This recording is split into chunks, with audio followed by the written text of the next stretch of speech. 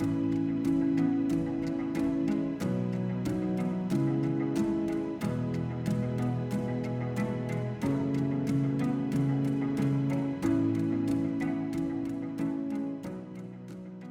Dianne Bergant, a sister of St. Agnes from Fond du Lac, Wisconsin, and I am the Carol Stuhlmuller Professor of Old Testament Studies Emerita.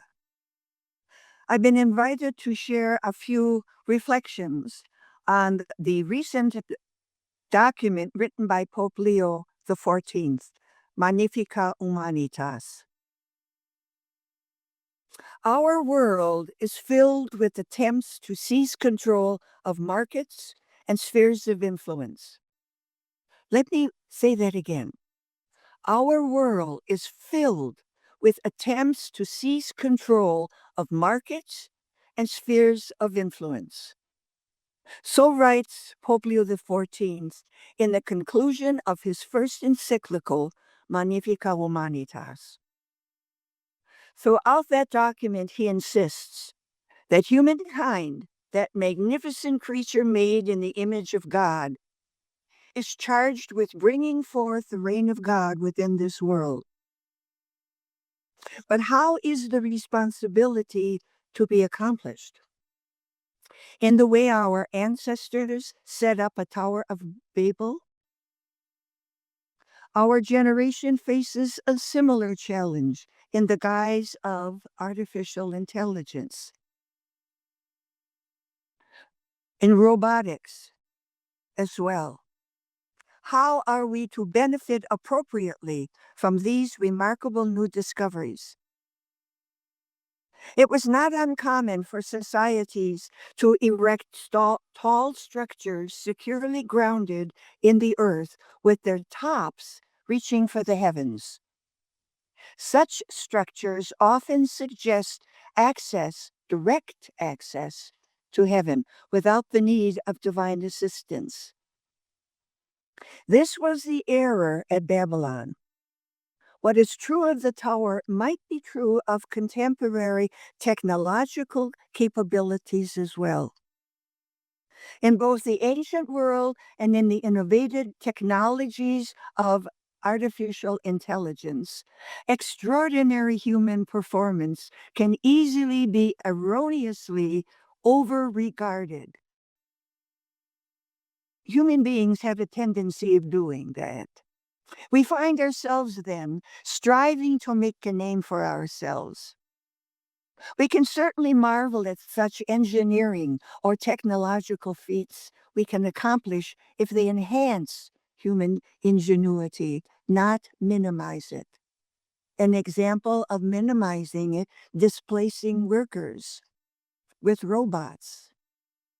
In fact, the Tower of Babel and all subsequent feats of excellence are not accomplished without God. They can only be accomplished with God working through us. The second passage to which Pope Leo refers sketches plans for rebuilding the city of Jerusalem and the human community that had escaped captivity in Babylon.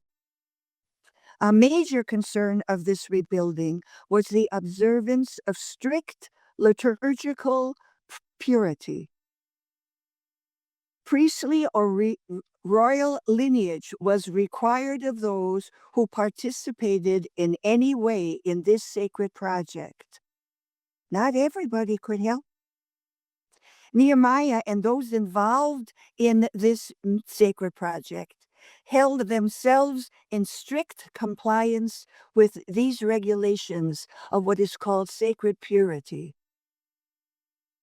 Their goal was to please God, not to achieve prominence for themselves. Their building project might have been as grandiose as was that of the craftsmen of Babylon, but they were motivated by religious sentiments to please God, not just to please themselves. The technological advances of today might promise advanced productivity, but at what price? Has social interaction been enhanced or replaced? How is personal value determined? By production? How are we to engage in this current chapter of human advancement? We're at the beginning, most of us are at the beginning of learning something about AI. And so we should do some serious thinking before we make too many mistakes, significant mistakes.